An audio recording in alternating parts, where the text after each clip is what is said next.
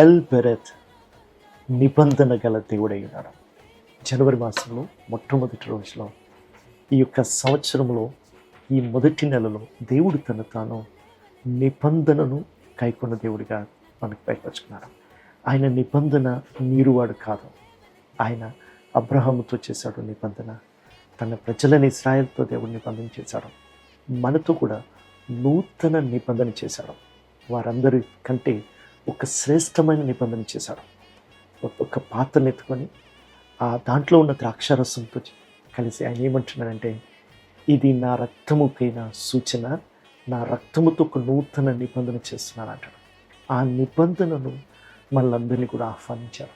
ఈ నిబంధనలో ఒక ప్రాముఖ్యమైనది ఏంటి అంటే, అవతల వ్యక్తిది నా సొంతం అవుతుంది, నాది అతని సొంతం అవుతుంది.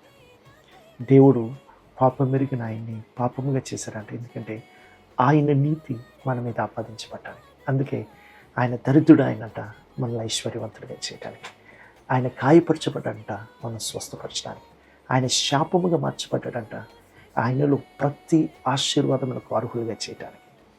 దేవుడు నిబంధన చేసినాడు. ఆ నిబంధన జనులమై ఉన్నాము. ఆయన దాన్ని కట్టుబడి ఉండేవాడు, మనల్ని మోసేవాడు, మనల్ని ముదిమి వచ్చే వరకు చూసుకునే దేవుడై ఉన్నాడు. Praise the lord. ఆమేన్. ఇది నిత్య నిబంధనకు సూచన అన్నాడు. కాబట్టి ఈ లోకంలోనే కాదు, నిత్యత్వములో నిన్ను నిలబెట్టే నిబంధన దేవుడు చేస్తున్నాడు. ఆయనే a covenant keeping God. Praise the lord.